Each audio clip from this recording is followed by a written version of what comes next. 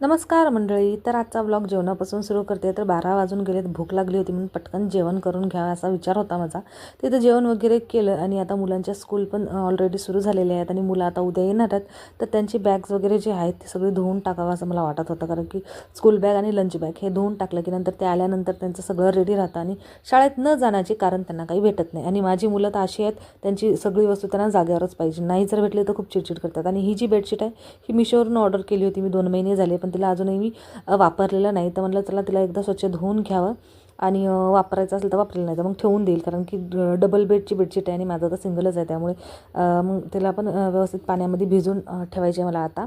आता थोडा वेळ भिजू घातल्यानंतर मग नंतर स्वच्छ निघेल. तर सगळी कामं वगैरे करून नंतर अजून दुपारी थोडीशी भूक लागली आणि फ्रीजमध्ये मला सापडली पपईचे मस्त सॅलड केला आणि क्यूबमध्ये कापून मस्त खाल्लं. नंतर मग संध्याकाळी मी केलं चपाती आणि चिकन रस्सा. चला मग हा ब्लॉग इथंच एंड करते. भेटूया नेक्स्ट